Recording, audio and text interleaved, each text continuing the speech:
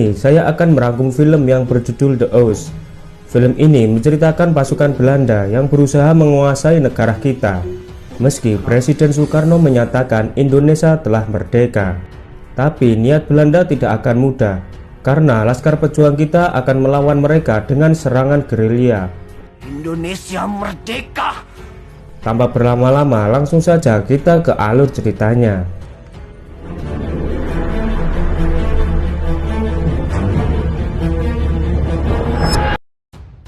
Di awal film, kita diperlihatkan sebuah kapal berlabuh membawa pasukan Belanda. Seorang prajurit yang bernama Matthias Kohan mengenalkan dirinya kepada Johan de Vries. Sesampainya di pos, mereka diberi seragam dan sebuah senapan. Mereka akan dikirim ke Semarang untuk bergabung dengan Divisi B. Sebelum berangkat, Mayor Pendes memberi pidato yang berisi propaganda. Mayor menjelaskan misi mereka adalah merebut Indonesia kembali ke tangan Belanda setelah Jepang dikalahkan oleh sekutu mereka, yaitu Amerika. Mayor Pendes menuduh Bung Karno adalah boneka Jepang karena telah memerintahkan seluruh rakyatnya untuk berjuang mengusir Belanda dari tanah air Indonesia. Keesokan harinya mereka menuju ke Semarang dengan menaiki sebuah truk. Perjalanan mereka sangat menyenangkan karena disuguhi pemandangan yang begitu indah. Setibanya di Semarang, mereka akan menempati sebuah camp yang bernama Macan Liar. Seorang kawan yang berada di camp lebih dulu memperingatkan mereka agar tidak mempercayai penduduk lokal, karena sesungguhnya rakyat Indonesia ingin mengusir tentara Belanda. Kemudian pemimpin camp yang bernama Komandan Mulder dengan tegas menjelaskan peraturan yang harus dipatuhi oleh pasukannya. Karena esok paginya, Johan dan Matthias akan diberi tugas untuk berpatroli yang dibagi dalam 3 grup berbeda. Karena patroli ini sangat penting untuk memberi keyakinan pada rakyat lokal bahwa Belanda hadir untuk memberikan perlindungan dan membangun kembali negara Indonesia. Keesokan paginya, para prajurit melaksanakan patroli pertama. Dat was zeker lekker. Doen? Oh, wat lekker. Was het lekker? Wat?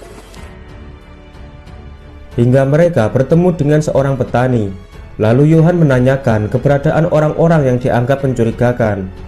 Ia juga mengatakan tujuan mereka untuk membantu rakyat Indonesia memberantas pejuang yang mereka anggap teroris. Tidak, Tuan.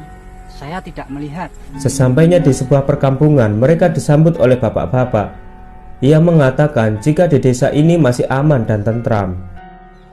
Sebelum melanjutkan perjalanan, mereka diberi air minum kelapa untuk melapaskan rasa haus mereka.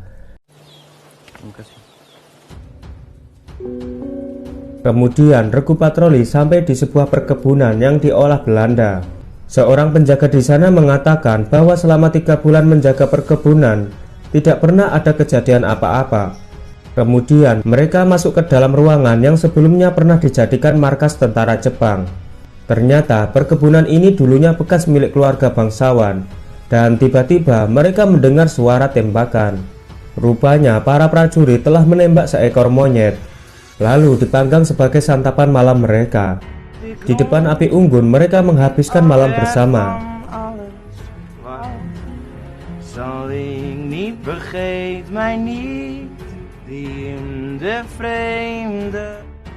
Di pagi harinya Johan terbangun setelah mendengar suara teriakan. Bocah itu memberitahu bahwa desanya didatangi kelompok yang dicari oleh tentara Belanda. Mereka pun segera melihat apa yang terjadi. Setibanya di sana, tentara Belanda melihat 2 warga telah dibunuh dengan keji. Johan mulai tersadar jika ia sedang berada di peperangan yang sadis dan brutal. Tapi saat ini tentara Belanda tidak bisa mengejar gerombolan pelaku yang sudah kabur bersembunyi ke dalam hutan. Singkat cerita, prajurit Belanda sampai di sebuah pasar. Di sana Johan membeli pecel sambil memandangi gadis manis. Hingga dirinya melihat seorang warga yang dihajar oleh sisa-sisa tentara Jepang. Johan yang kasihan mencoba untuk menghentikan mereka. Ada apa? Bapak itu mengatakan jika tentara Jepang ini telah mencuri barangnya.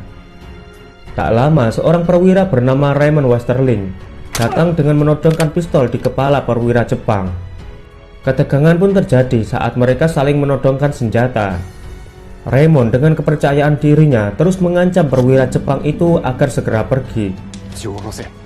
Johan pun terkesima melihat keberanian Raymond yang seorang diri melawan para tentara Jepang. Hingga nama Raymond menjadi perbincangan di kalangan prajurit muda. Diketahui Raymond dijuluki The Turk atau si orang Turki. Ia dibesarkan di Istanbul, perwira yang cerdas dan efisien dalam menjalankan tugas. Ia pernah mengikuti